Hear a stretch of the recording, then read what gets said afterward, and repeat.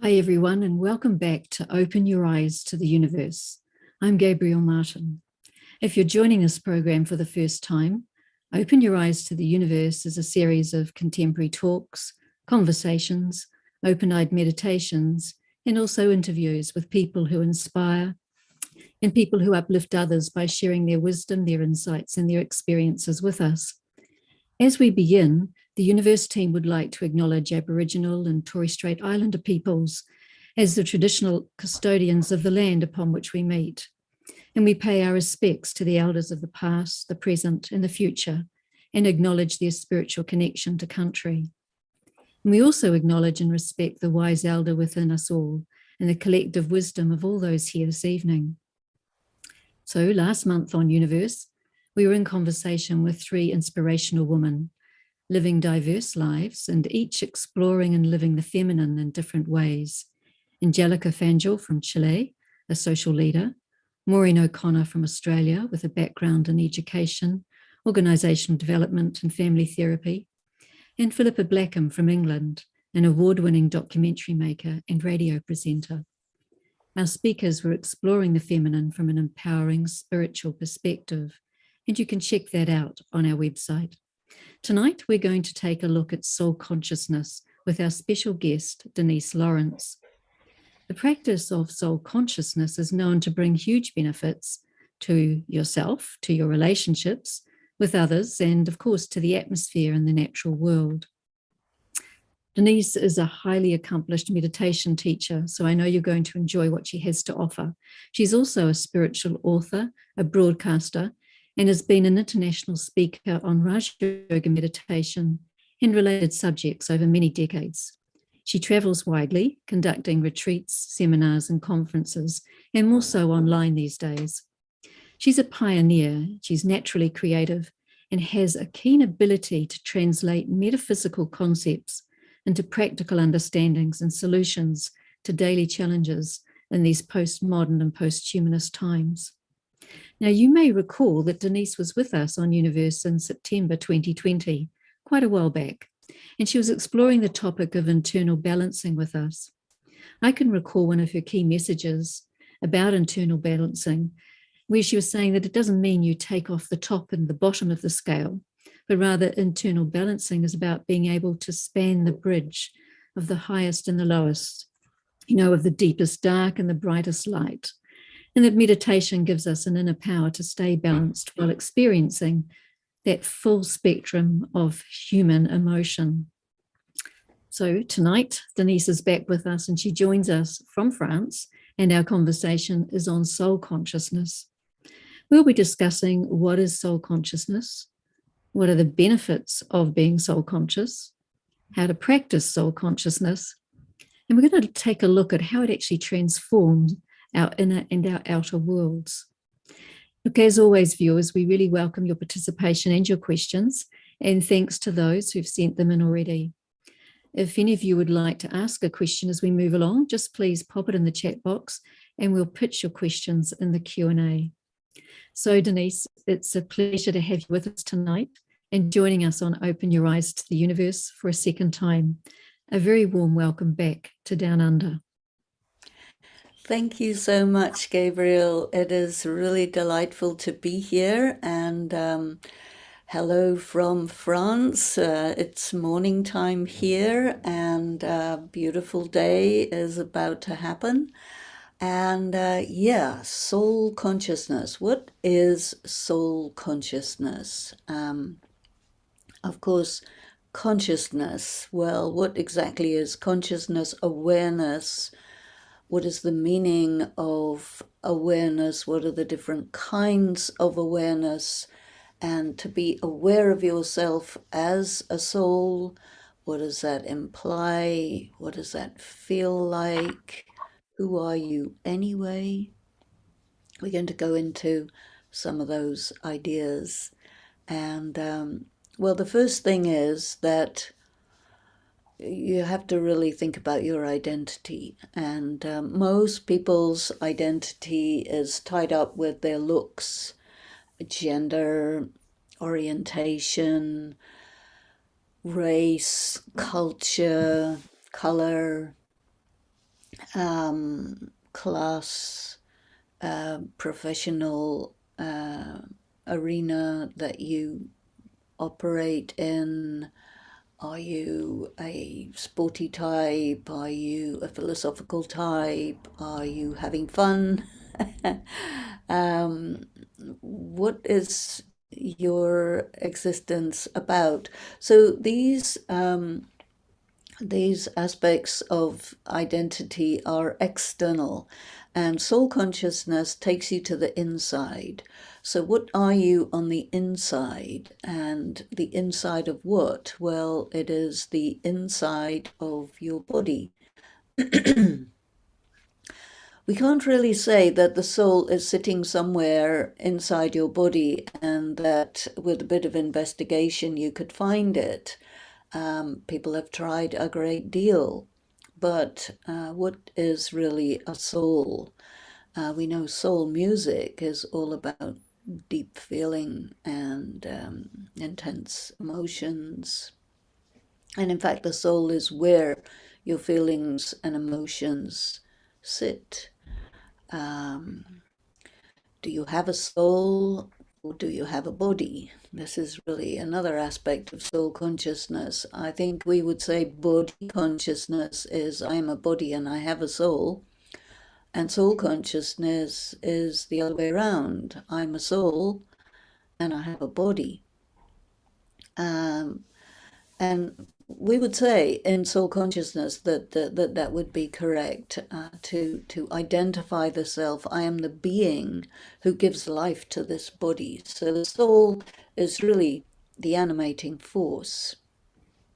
And being conscious of the self as a soul means to really be aware of this subtle, intangible, almost indefinable energy that gives life to the body.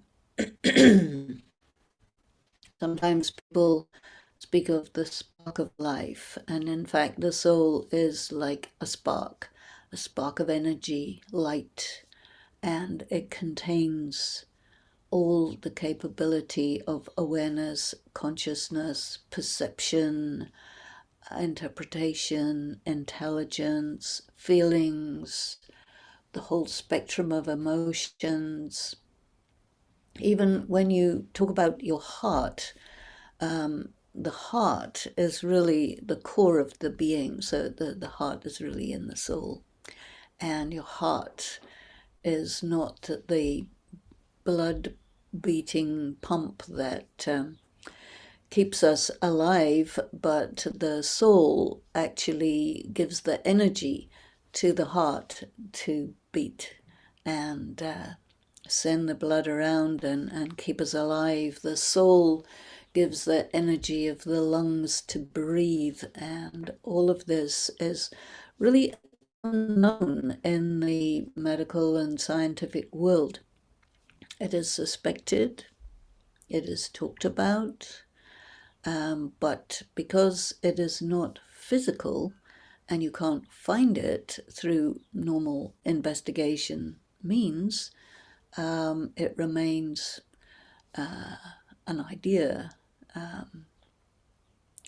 But how do I know these things? How do I study these things? There is a whole area of study which is called spiritual study, which is kind of philosophical, but it's all to do with the dimension of human experience, the inner world, and it is non-physical.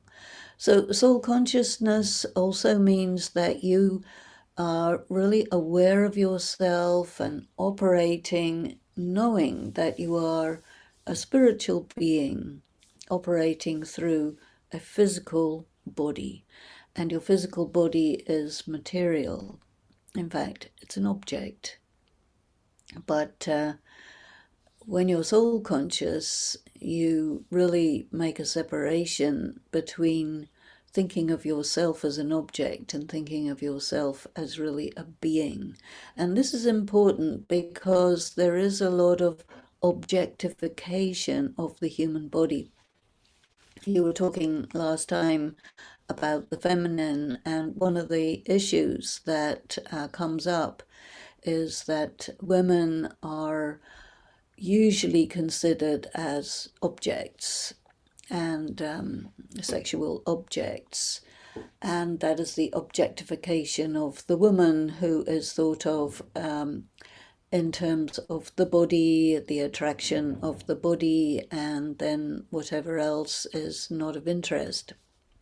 And so for women and men to think of themselves as souls means you start seeing the person. You acquire the capacity to look right through the body and see the being inside, which means that soul consciousness is about shifting your perception and shifting the way you use your eyes. You see, when you're in body consciousness, you just see objects. When you're in soul consciousness, you see the invisible, the intangible behind the object, and you relate to that.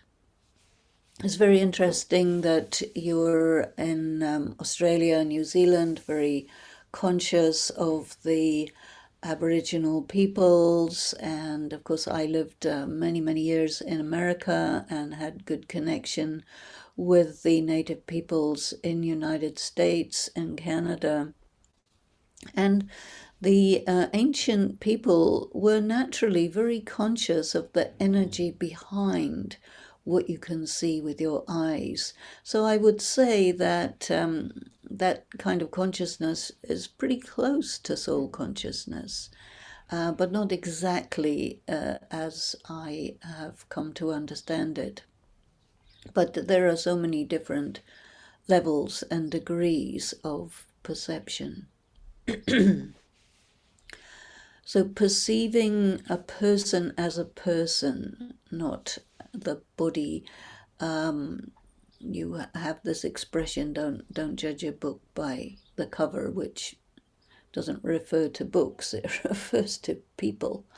And people dress a certain way, they will present themselves in a certain way so that people will consider them according to that way that they have positioned themselves. But a soul conscious person will see through that, because what you want to deal with is the actual person, not the presentation that a person shows you, which is like a mask. And soul consciousness is to understand the necessity of mask, but not to be limited by the mask. Your face is anyway a mask, and you express whatever is going on in your being through your face by your facial expressions. And you can also hide what is going on inside by putting on a facial expression that doesn't correspond with who you are. And so this creates a dichotomy between who you are and who you present yourself as. And the thing is that in body consciousness, you lose contact with who you are, and you adopt the mask and consider the mask to be the self. And soul consciousness says, of course, you have to have a mask, you need a face, but do not lose contact with the owner of the face, the being who is looking through the eyes and seeing another person's face, looking right through that face and sensing the person within, the person behind. So soul consciousness means that you are activating a capacity for perceiving beings, and you become very clear that what you're perceiving, the intangible, the subtle that you're perceiving, is actually the reality. and you are not confusing the covering with the reality that is behind the covering. And soul consciousness means that you're all the time functioning with this dual world. You have the external, visible, tangible world, and then the internal, invisible, intangible world that you can perceive directly with your mind, because your mind is an instrument of the soul. Now, a lot of people don't really look at the mind like that, but in the practice of spirituality that I do, which is called Raj Yoga, it's all about the study of the mind and how it works, and the soul, who is the wielder of the power of the mind, the power of intelligence, the power of personality. And so it takes us into the realm of psychology, spirituality, and all of those things about how you feel. So what is a soul exactly? It's not really a what, but it's more like a who. So in soul consciousness, you think about this question: who am I? If you look at the question, what am I? You'll say, okay, I'm a spiritual being, but then you want to go into the aspect of who that is, because every individual is a spiritual being. And all spiritual beings are, in essence, pure, peaceful, loving, bright, beautiful, blissful. Now imagine that your essential state of being is that you live in a state of bliss and in a dimension of light, and then you come into action through your body. You do whatever you decide to do, and you respond to whatsoever around you according not to what it is, but according to who you are. So this is a shift of consciousness. Normally, or in body consciousness, which is the contrasting and opposing consciousness of soul consciousness, you function according to what's going on around you, and you feel according to that, because your consciousness is absolutely stuck in your organs of sense perception. You're in your eyes, in your ears, in your nose, in your fingers, and you are absolutely pulled into the material world to such an extent that it's very easy to lose contact with the inner world, and most people just don't have contact. So we need to practice to see the contrast between the moments when we're body conscious and the moments when we're soul conscious, because it keeps shifting one to the other. Your default position is body consciousness, even though the essential state of a being is soul consciousness. But what has happened to the soul?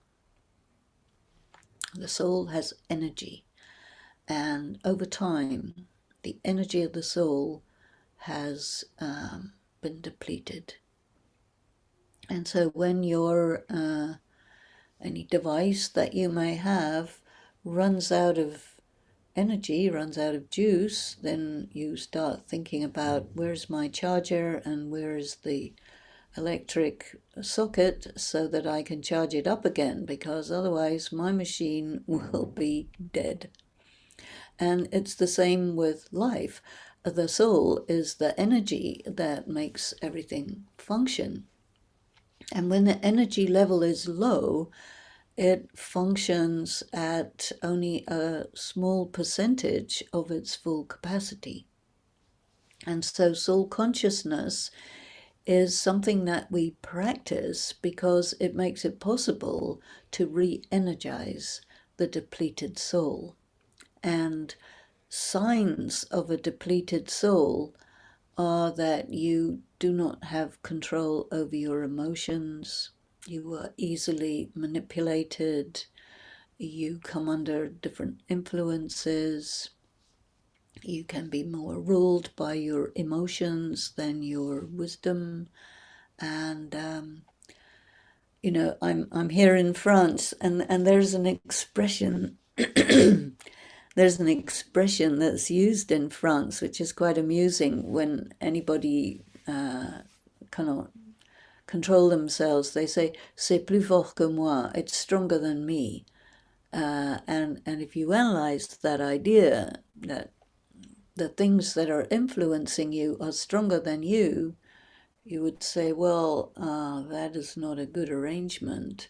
I need to be in my power so that there isn't anything that is stronger than me. And this is very advantage in relationships, and also when you're experiencing discomfort, mental, emotional, physical discomfort. Everybody experiences this, but then it takes over. Why does it take over? Because the soul is depleted. So you say to yourself, well, if that's the issue, then I need to take care of this situation and regenerate my energy. And so this is what meditation is about. This is what yoga is about. And in a few moments we will do some meditation exercises to practice this. Because although the state of soul consciousness is the essential original condition of the soul, but in a depleted state, then body consciousness is the default condition. So that means you have to make effort to get back into your power, effort to get back to being who you are. And this is what is meant by spiritual practice. So let us take a moment and just practice this. So what should you do? How should you practice this? First of all, where exactly is your soul in the body? Although it's not really in the body, but it's associated with the forehead. And so in the center of the forehead is known as the seat of the soul. So just think of yourself as a beautiful, bright star that is just by the forehead.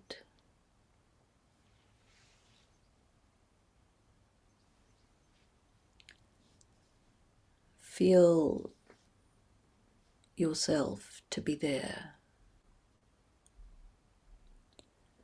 and consider yourself to be behind your eyes. You're this extraordinary, subtle star of light looking out through your eyes, and just feel that distance for a moment. You are listening through the ears.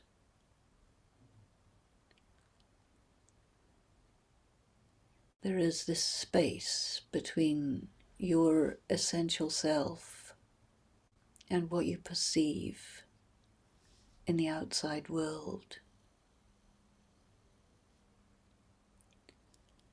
Where you are on the inside, you are returning to your natural state of peace. What you're seeing may be disturbances, distractions,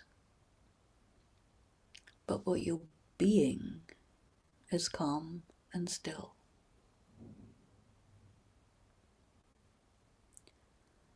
You may hear loud noises, dissonance,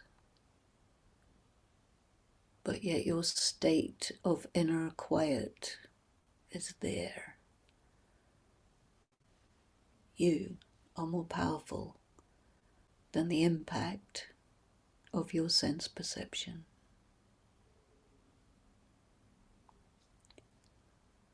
Go deeper inside.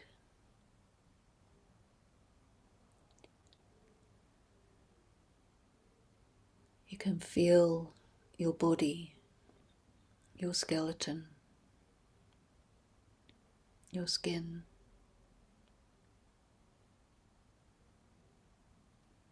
and feel yourself being not the same as your body.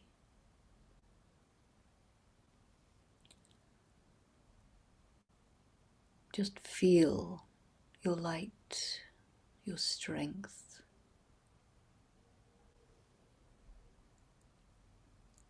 and your attention on the self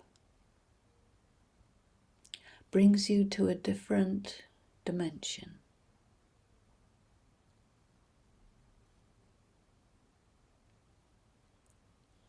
You feel yourself to be in a dimension of light and able to interact with the world of matter from that space.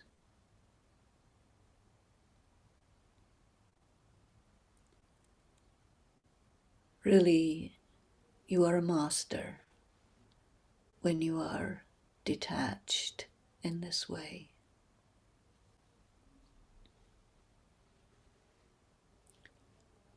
You're not denying your body or the material world.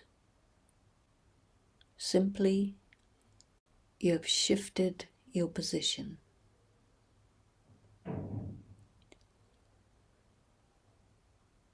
And you are connected with yourself primarily, and then you operate in the material world.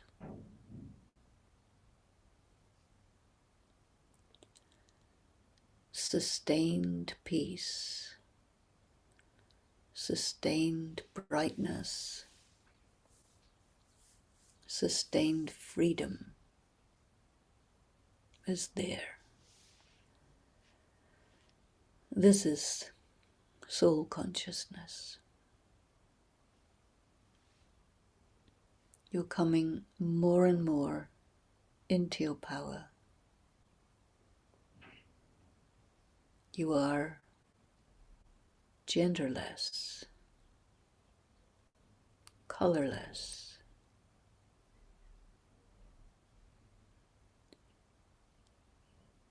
completely free from the impact of other people's projection. They project on your body. They cannot see you, but you can see them. Your inner eye is open. You see yourself.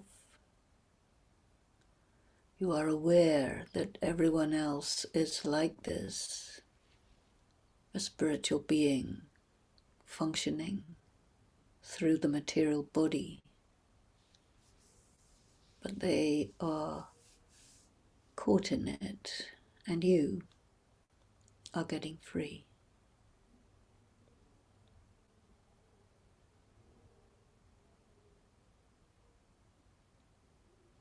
Hold steady and savor that inner bright quiet.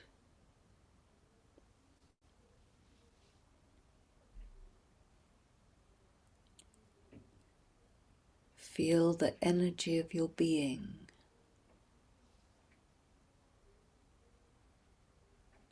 that your energy is getting consolidated. It is not getting wasted.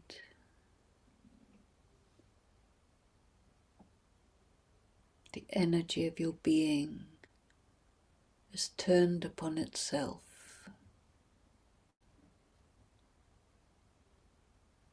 You feel stronger, lighter, brighter, stable and steady inside.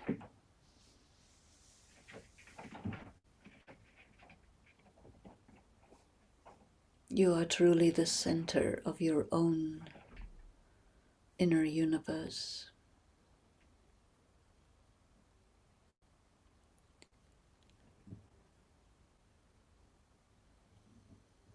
And you come into action through the body,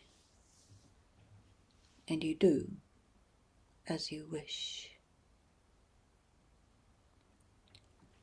And what you do and what you wish comes from this place of inner serenity, stability, clarity.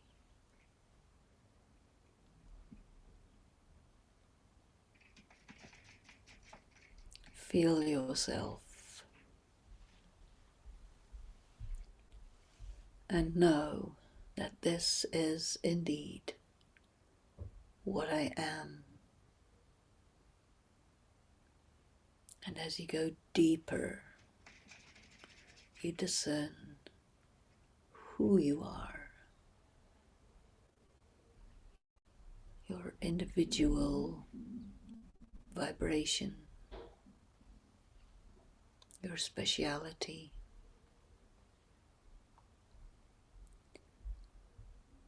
Your importance in the bigger, greater, wider world.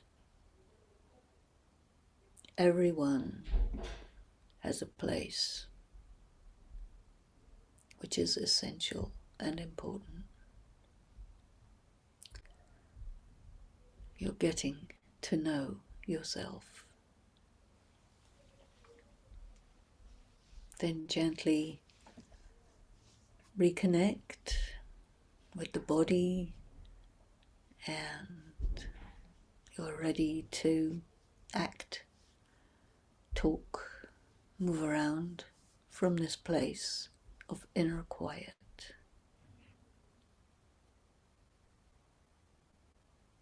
Thank you. So I hope that this was an interesting experience for you and that you will experiment with it.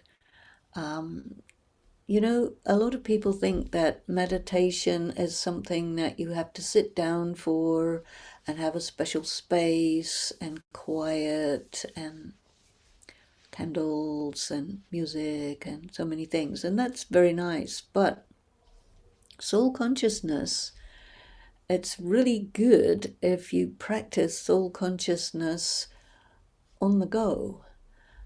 Because what we're trying to do in this practice of Raj Yoga is to be what is known as a karma yogi. Karma yogi.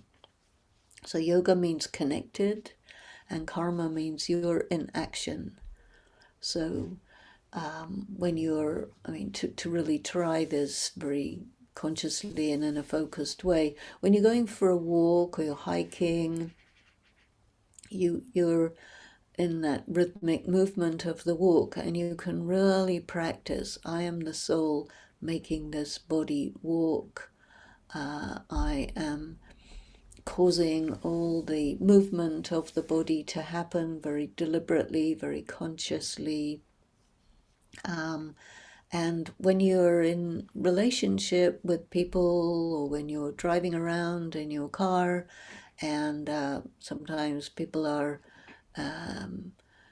behaving badly or antagonistic or something like that, you practice pulling back and being a detached observer. You're in your peace, and you're not under their power. You're the one who calls the shots. This is a really good practice to do while on the move. And so, of course, soul consciousness definitely impacts your relationships, because it is normal. People play games with each other, they manipulate each other, they try to, be the dominant one. We live in a world of victims and predators, and soul consciousness is a positioning from the inside where you say, I'm in my power. I'm not desiring power. I am powerful already. And whatever anybody else is doing, that's what they're doing. But soul consciousness means I am always aware of what I am doing. I am the proactive one. You're always getting into situations where someone wants to dominate you or push you or make you feel low or high or whatever. And the soul conscious person says, I know who I am. And you know it and you feel it. And you hold the space. And the atmosphere fills the area where you are. And then the others can be actually pulled a little bit into their own soul consciousness. And then it becomes an interaction between conscious people, people who are aware of the essence of one another. And this is really the building blocks of the world we want to live in. We are operating from the inside to the outside, and very selective. What do I feel? What do I think? I am the master of that.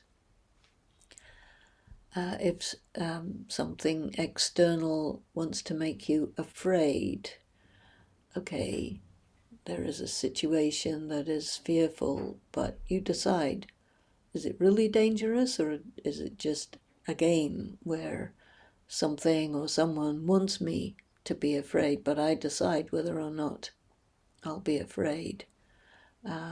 Fear is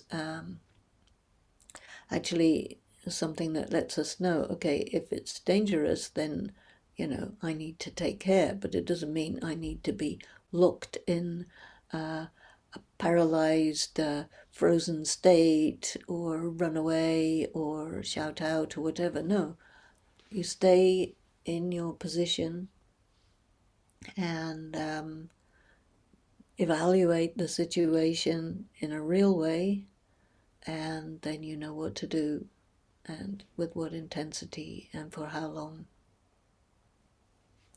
There's one very important attribute of soul consciousness that I think is very essential, and that is that it enables us to be aware if we have any prejudices. And actually the world we live in is a world where most people operate on the basis of some kind of prejudice. You have in most parts of the world a gender bias.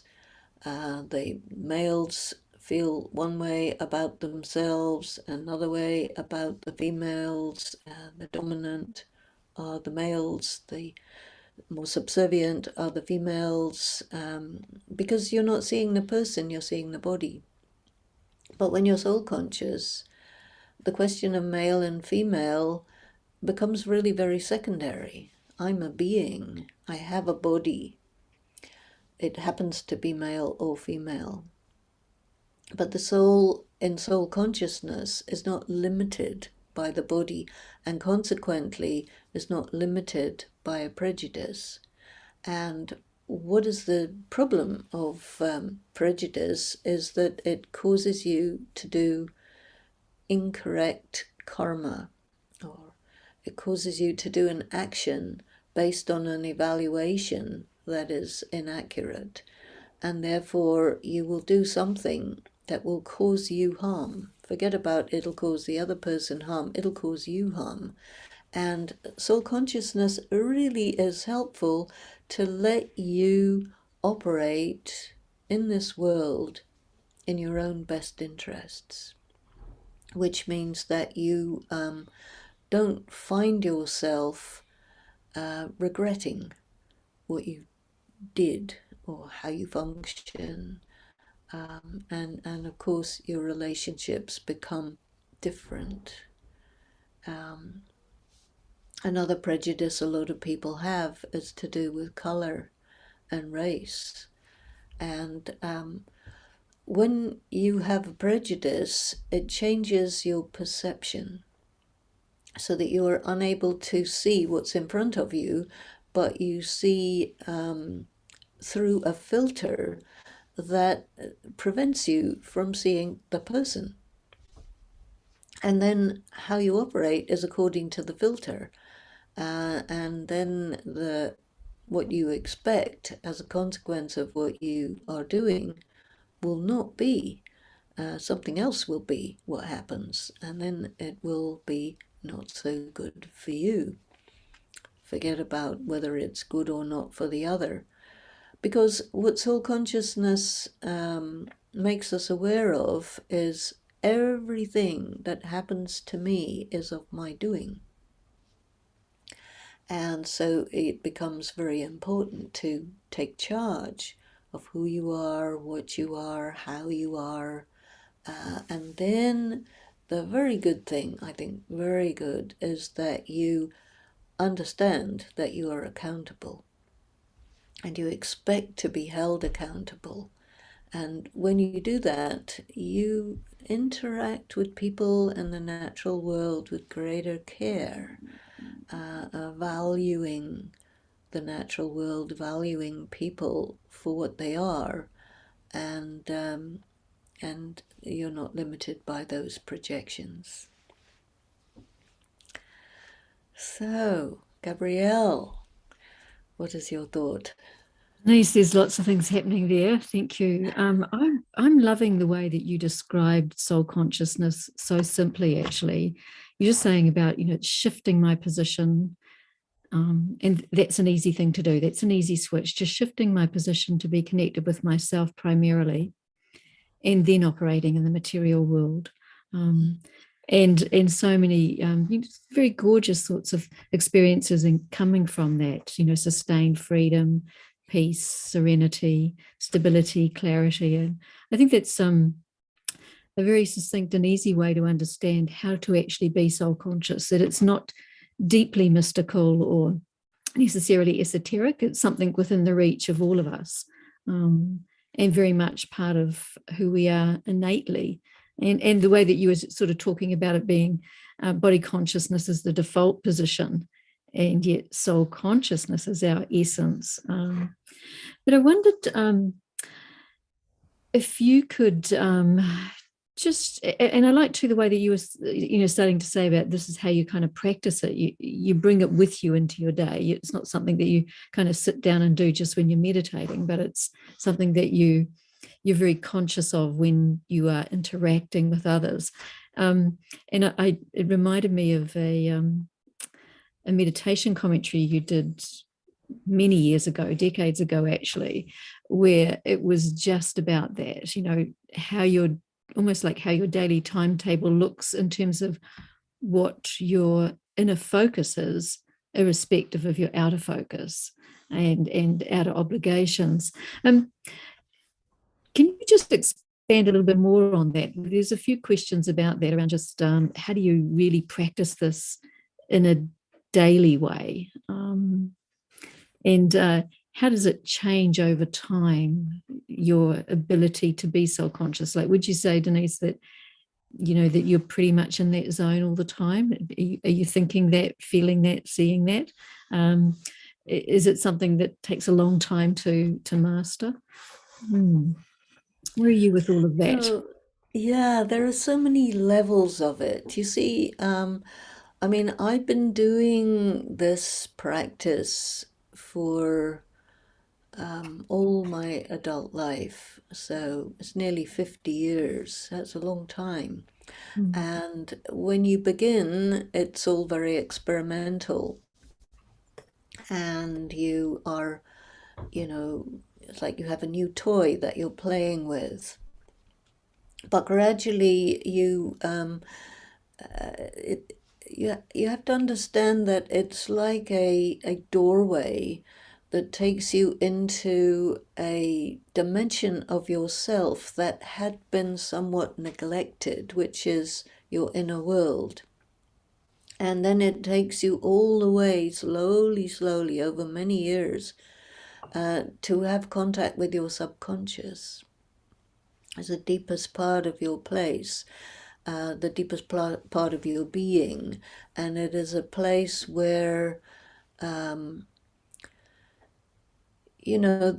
hidden parts of yourself are your inner wounds, your,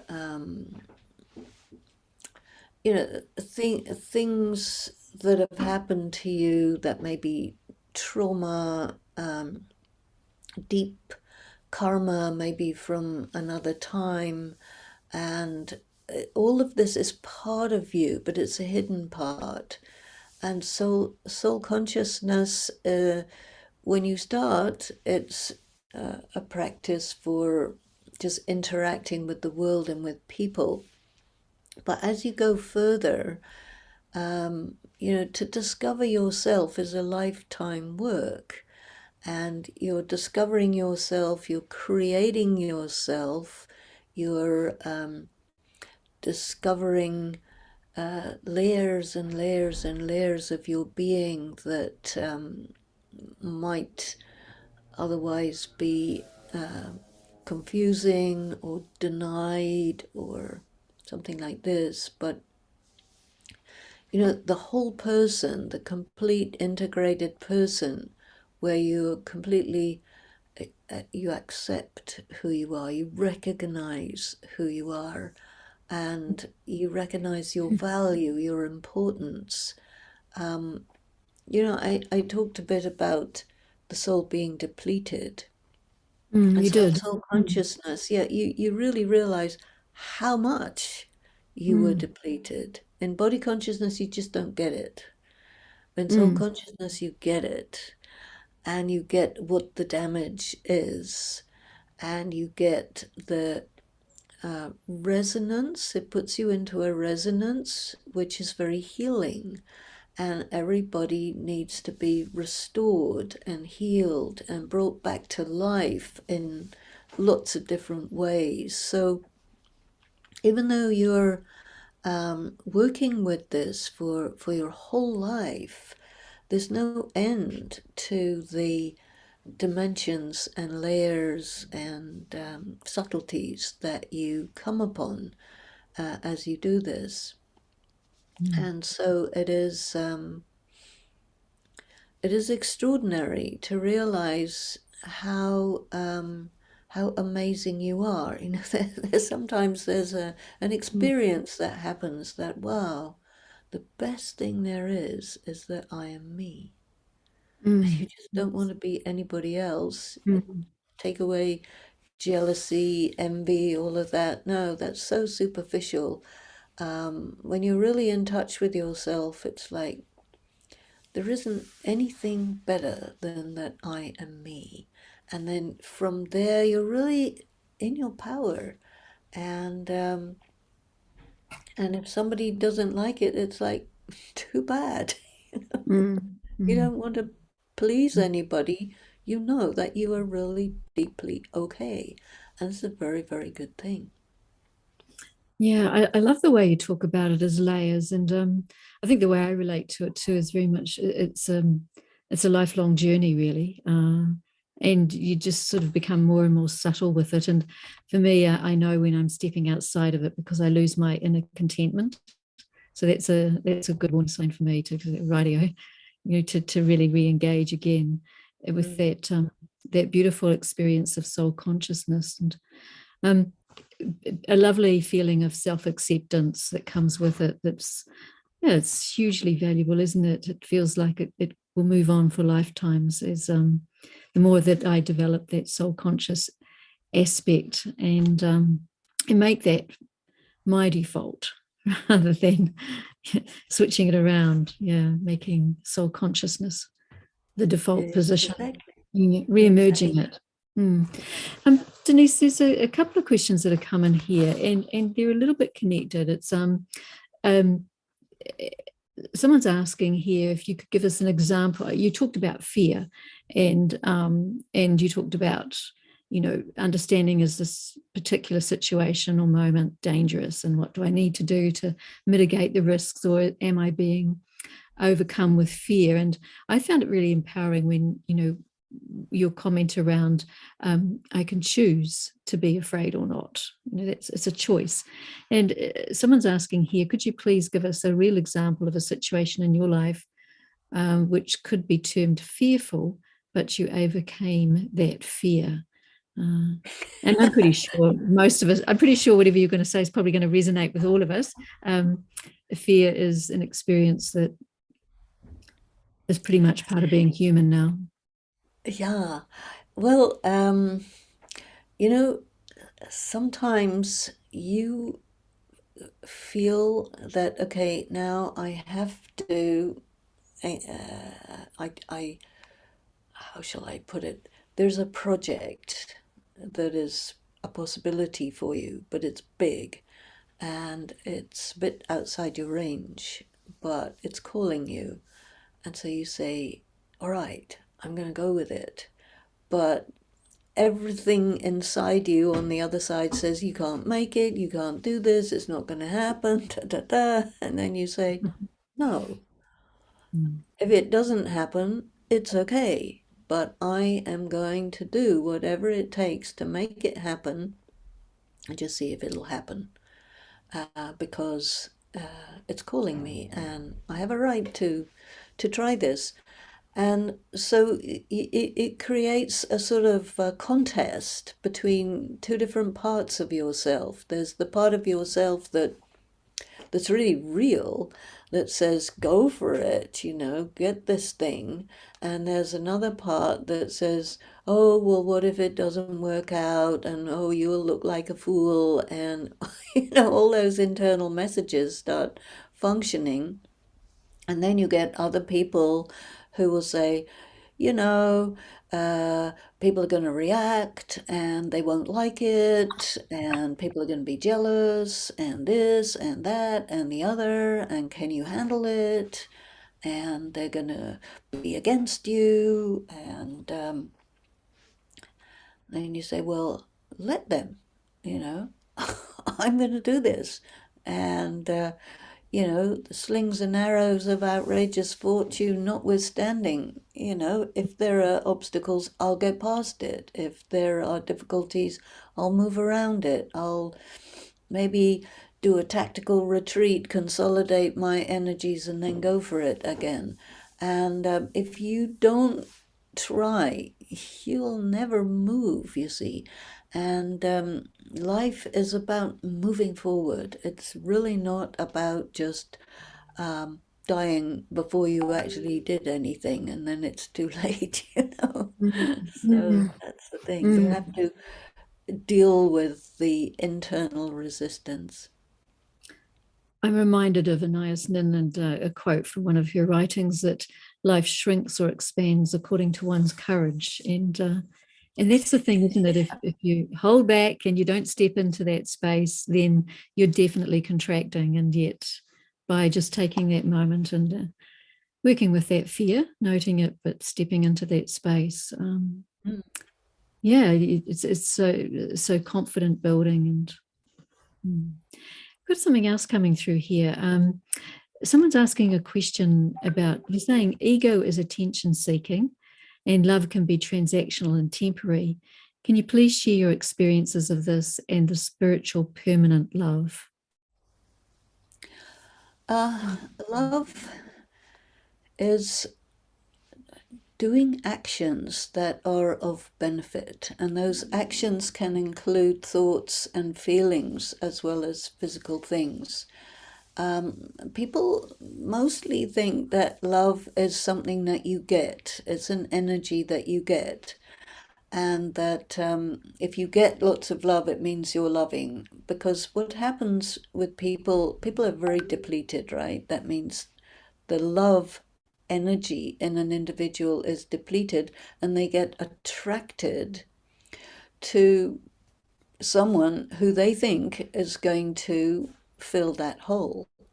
And then they call that love, but it isn't love because you're on the take and you are deceiving yourself thinking that you are, giving it, but actually you're not. You're on the take and you're attracted by something or someone which is deceiving you because you don't get that you're empty and you are trying to use that other person to fill the empty space in your soul, which they can never do.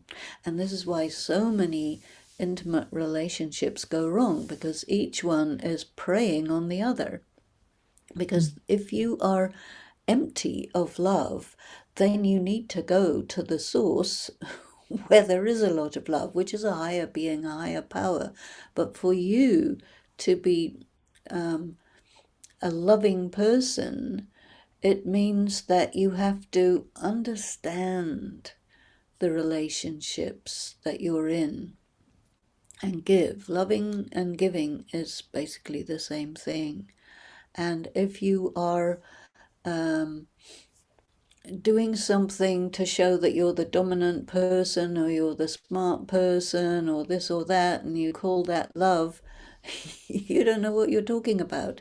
But and you wreck the relationship by doing that. And this is because of like people's ideas about love with nothing to do with love. It's all really more, is interesting, about ego, showing off.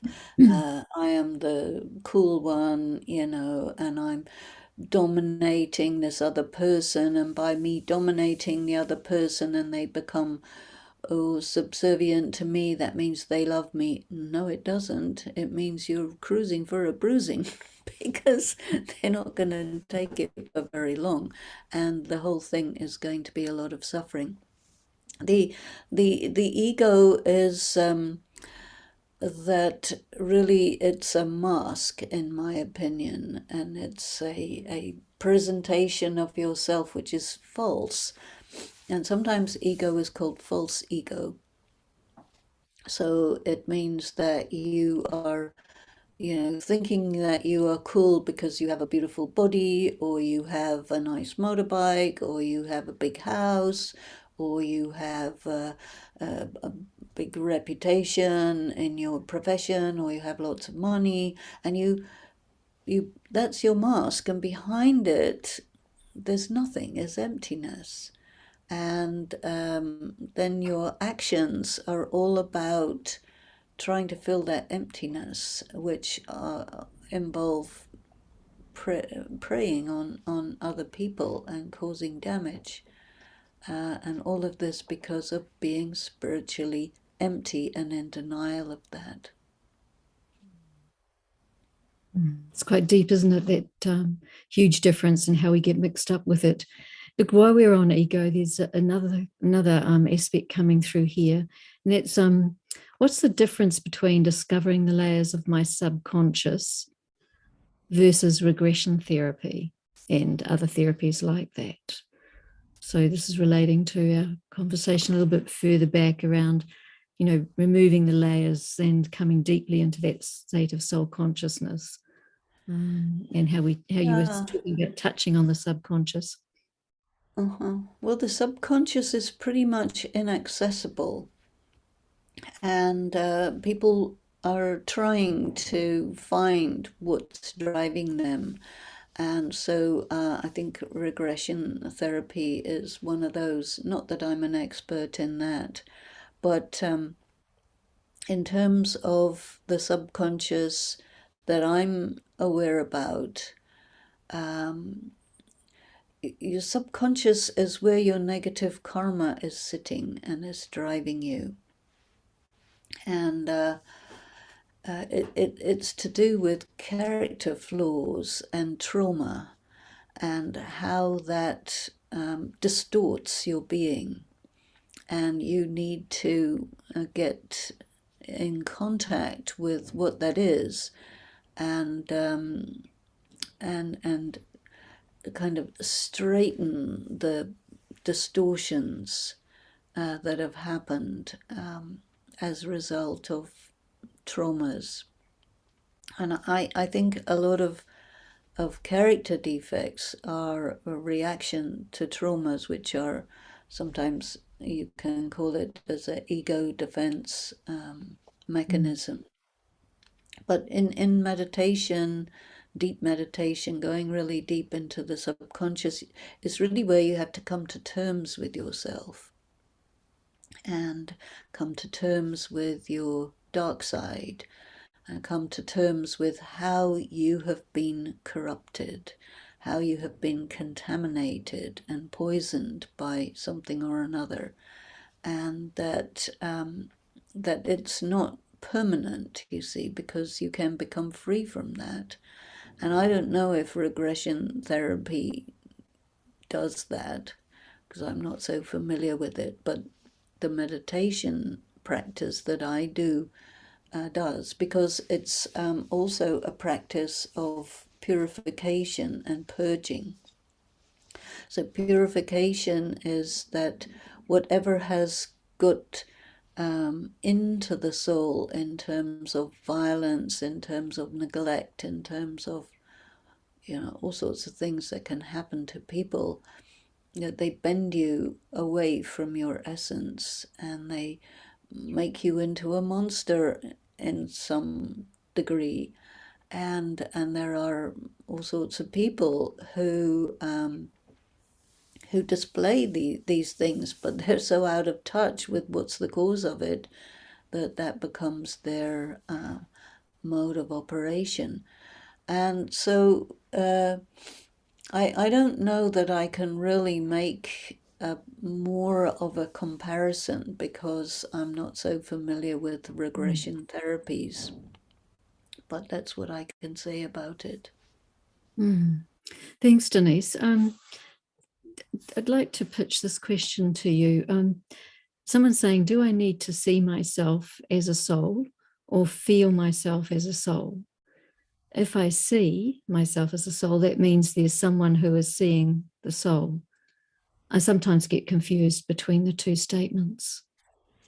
Understand. Well, the thing is, your inner eye is an instrument of perception, and you can use the word see, but it won't be a visual perception. It'll be just like you perceiving yourself as a spiritual being, but you're so your thinking is so physical that you have to use analogies like seeing, which is a physical thing, and perceiving can be physical or not physical. So then you have to really think about what perception is. And if you see a dream, you're not going to see it with your two eyes, because whereas your dream is in your mind, right? So you're seeing with your mind's eye, and some of these things you may be a visual type of person, and then you will use the word seeing. Some may not be visual types, they may be more sensing, and then you would use the word sensing, but it's just inner perception. We talk about the third eye, and the third eye is something that enables you to perceive something which isn't visible, right? And you need to, if you have a third eye, you need to see the physical world, and you also need to see the subtle dimension that goes along with it. So if you are a three-eyed person, you can perceive a lot more than if you're just seeing the superficial surface of things. That makes sense. This is perhaps a question that's just a little bit more outward focused. It's saying it's hard to be soul conscious when there's so much injustice in the world. So, how do you manage the social injustice? Well, there you have to understand destiny, you have to understand karma, you have to understand that there are energies that are functioning that are invisible, and you coming from a place of desiring justice, and you're seeing something that doesn't correspond to your idea of justice, so you're evaluating it on the basis of what's in front of you because you do not have any knowledge of what led to that. Because understanding about these things also involves taking up the idea of reincarnation, because all the things that are going on in the world today, which are pretty awful, have something to do with karma, something to do with the fact that the world is at the moment fragmenting at an accelerating rate, and everything that can possibly go wrong is going wrong. And this is a good reason why we need to practice spirituality, because you need strength to be able to see these things and survive having to see other people's pain and abuse. And also, what's important for a person who develops spiritual power is that you can transmit spiritual energy to alleviate the situation. And this is at a higher level of meditation, because we're talking in a fairly straightforward, simple way, but you can go deeper and deeper and higher, and it becomes very, in a way, off the radar, because it's such internal work that it doesn't really get talked about, but it is there. This leads on from that question in a way. I don't see much soul consciousness in our world leaders at the moment, most of whom are men. Are women more capable of being soul conscious than men? And if our world was filled with soul conscious beings, what would our leadership be like? That's a very interesting question. It seems that women are oriented more towards the inside, and the society that we live in, mostly keeps women on the inside. You're in the house, you're looking after the inner part, it's easier for women to develop the inner side, because the pressures on men to be external, to go out and get the money and defend the land and hunting and shooting and all of those things, it's like very much part of the culture. And so taking a leadership role, being the alpha male, and doing all those things, that's the world of the present time. And it's a very body conscious world. So the male ego, and what you also have is what I call patriarchal women, who like to play in the man's world, and the men will let them in on condition that they put a lot of restrictions and difficulties on other women. And the patriarchal men will use the patriarchal women that way to maintain the status quo. So that's a performance that goes on. But turning to the idea of if everybody would be soul conscious, what would our leadership be like? I think we're quite a long way from everybody being soul conscious, but you are anyway in a leadership position somewhere or the other in your life, even if it's just between you and yourself, me, myself, and I, who's the boss here?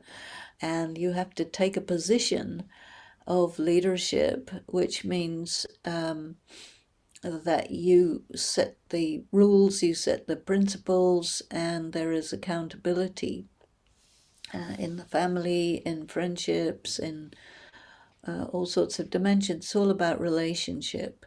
And if we're talking about political leadership, someone who leads the country has to be someone who is there to serve the country. And to serve the country means to do what is beneficial for the country. What happens nowadays is, people try to serve themselves, and they want power and influence and money and property and protection because they're weak. And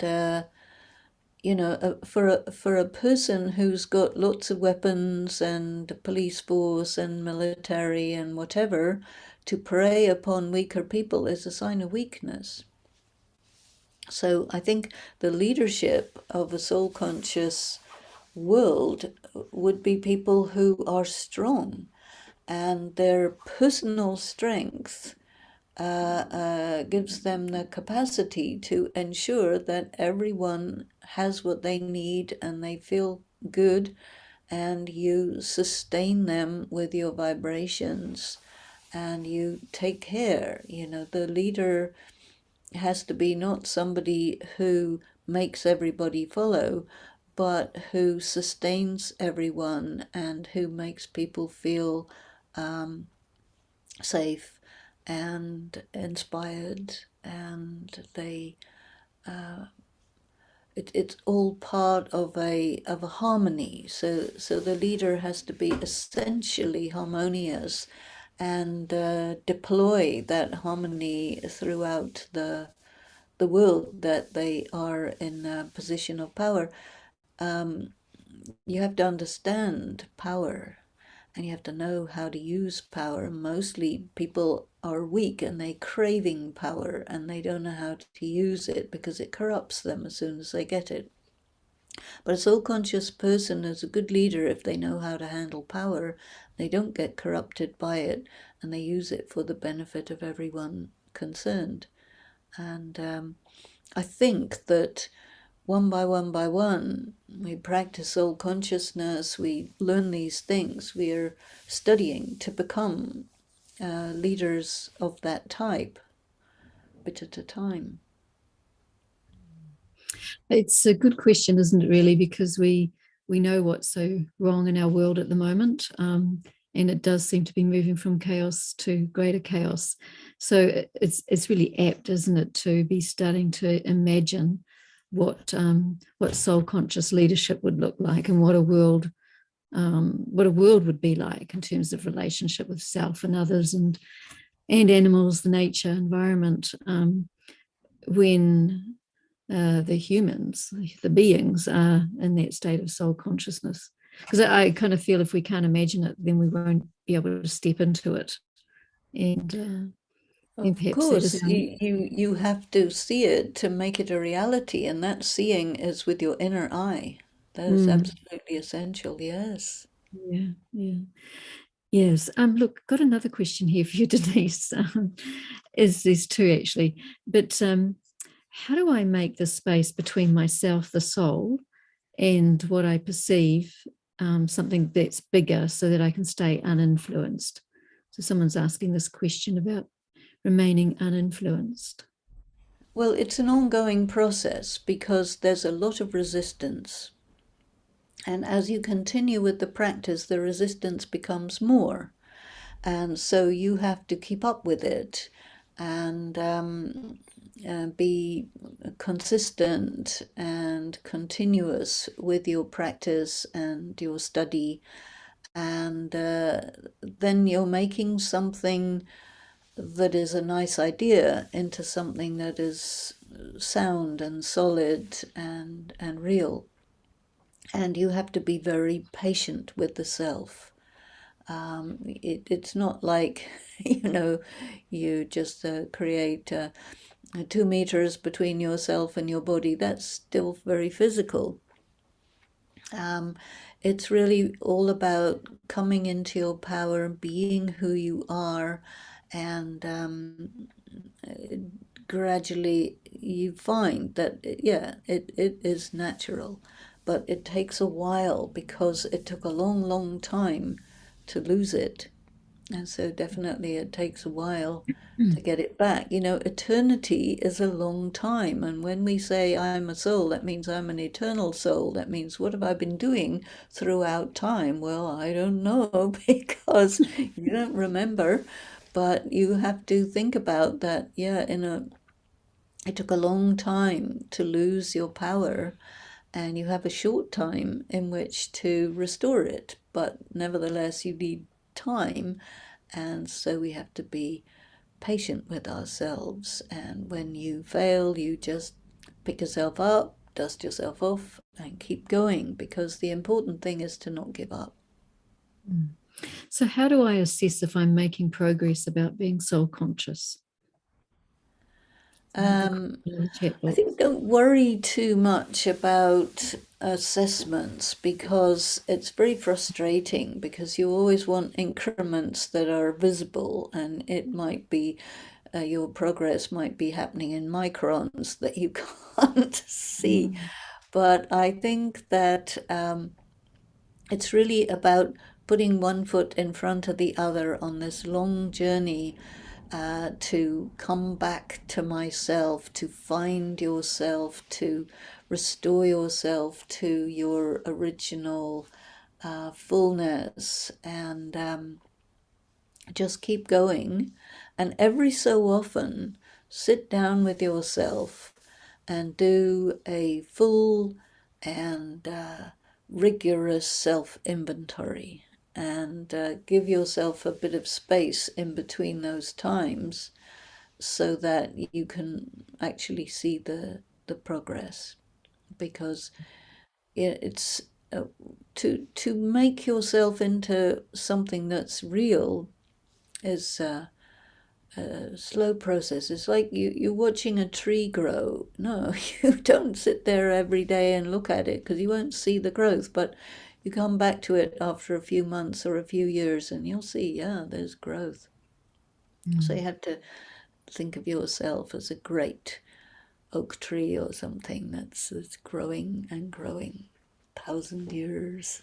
Yeah, a work in progress. Denise, just before we close off for another meditation commentary, is a question here around how did you learn to meditate? Can you explain how you learned to meditate? And also the process of meditation, and does it involve the divine? Well, it definitely involves the divine. I remember when I started Raj Yoga, uh, um, they asked me, why do you want to, why are you here? I said, I want to learn to meditate. And then they said, well, do you believe in God? I said, that's private, it's nothing to do with it, you know. But um, then slowly I found that the soul has to restore itself to the full potential by making contact with the divine. And that is really what yoga is. So we uh, will go through a course which gives you a few pointers, but the journey of spiritual development is something that's between you and the divine.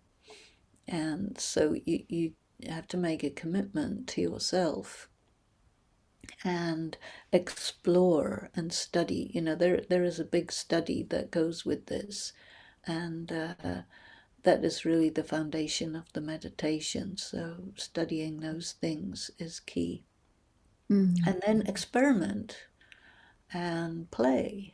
And, you know, it's not like learning to drive a car. You start with learning to move the gears and everything, but to become a really expert driver, you have to experiment and practice and find out.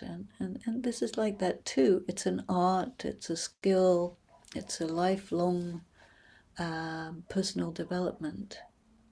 Yeah. But that's a lovely note, I think, Denise, to push pause for a moment and then go into another meditation, outlining that process of how you meditate, soul consciousness, and that connection with the divine, perhaps. Over to you.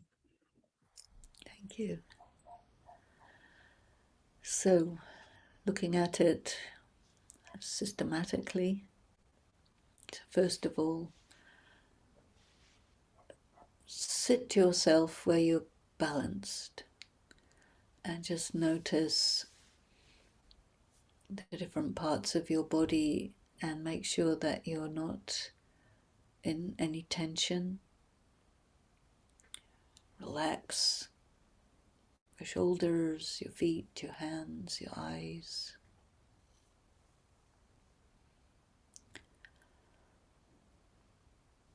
And meditation is a decision. I'm going to turn within, gently, slowly pull yourself in.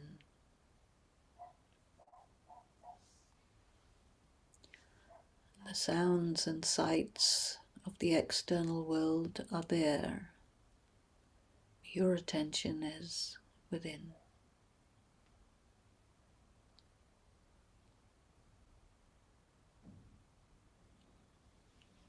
Think of yourself as a being of light, deep inside.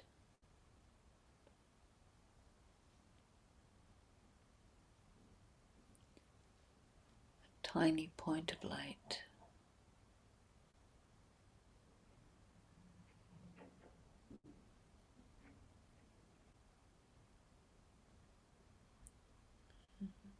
Become that light.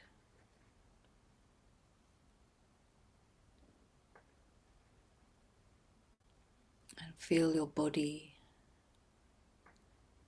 external to yourself.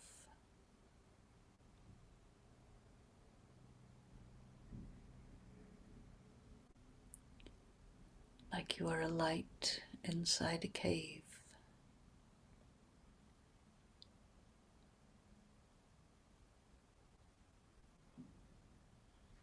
Go into that light deeply.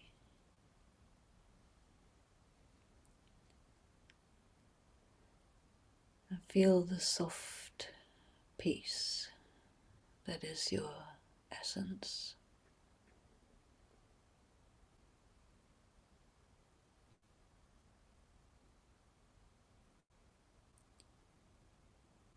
You are out of time,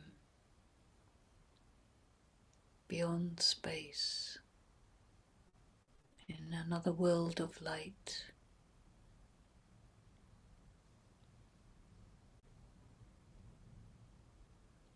You are pure and beautiful.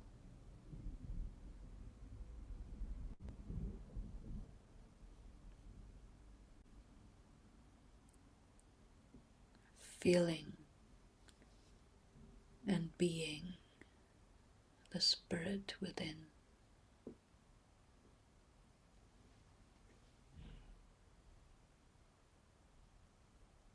In that world of light,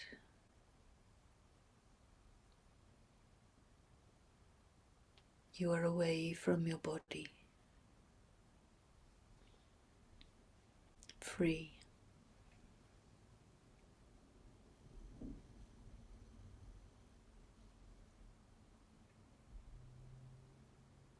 You're surrounded by light.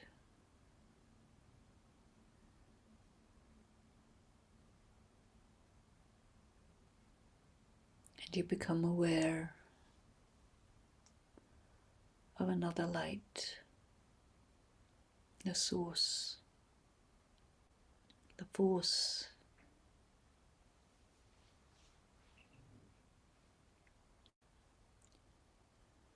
the energy of the Supreme is there.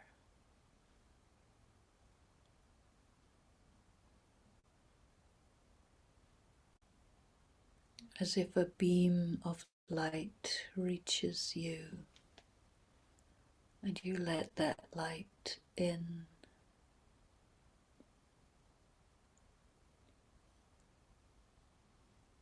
Through that beam of light, energies of love and peace start pouring into you.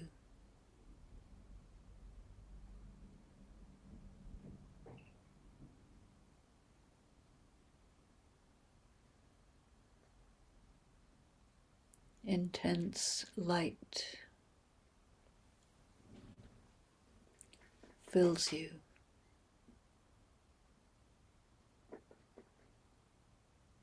And a pulsation of energy pours into you.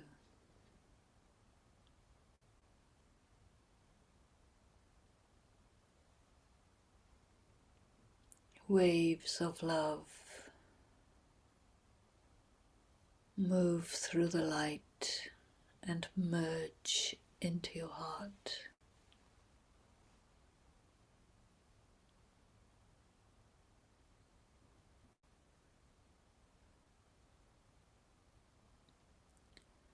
The beams of light and waves of love and peace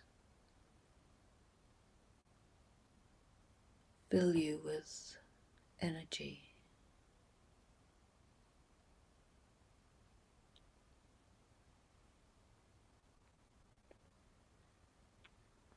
This is a being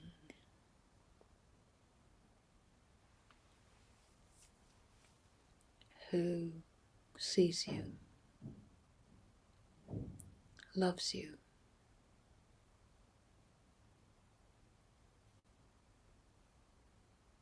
touches you deep inside, and you open yourself to that presence, allowing that energy to heal you, to restore you,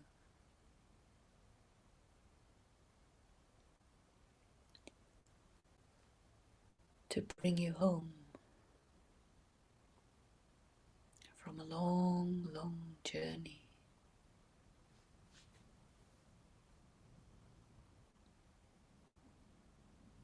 You become still and quiet.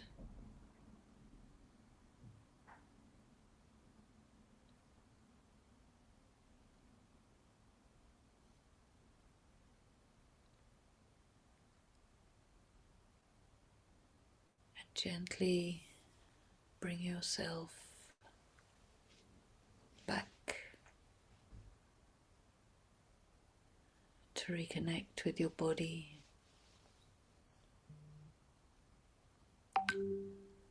and to feel that you have an endless, eternal someone who is with you, a special someone.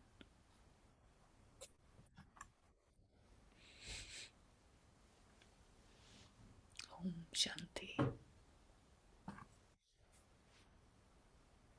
Thank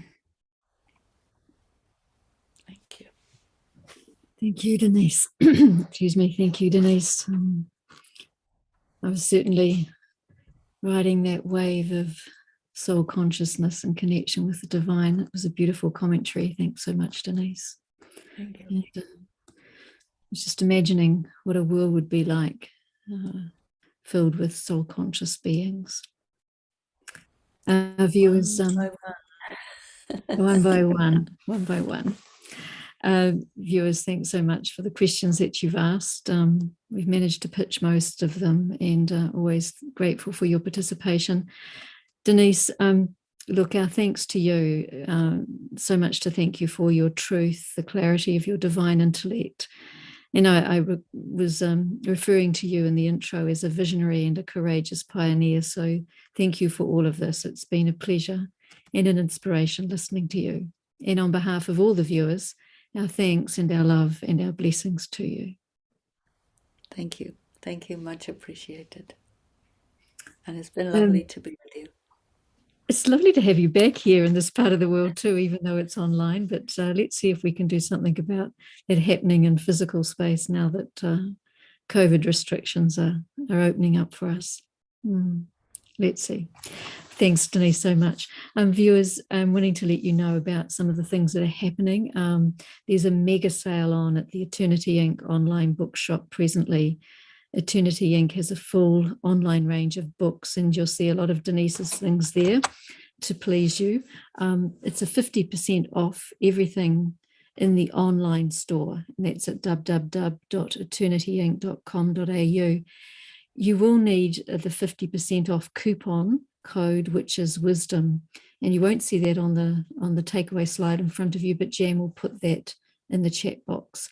The coupon code, you simply need to enter that at checkout, and the prices will automatically be discounted by 50%. Eternity Inc. also has Soul Journey, which was created by Denise, and it's available as an immediate download, MP3, for only $3.50 for the entire album. They're beautiful meditation commentaries, and I'm sure you'll enjoy them. Much loved meditation commentaries by Denise, and that's pretty much feedback from everyone who ever listens to them. So they've been re-released due to ongoing demand for those originals. So once again, it's a big 50% off all Eternity Inc. products. Just tap in the word wisdom at checkout and you'll automatically receive a 50% discount. Now, excuse me, if you'd like to subscribe to Open Your Eyes to the Universe to receive monthly updates, then please email us at special.events@au.brahmakumaris.org. And finally, I'd like to tell you about our next episode of Open Your Eyes to the Universe. It's on Saturday, the 23rd of April at 6 p.m. That's AEST, so daylight saving will have gone. It's standard time now.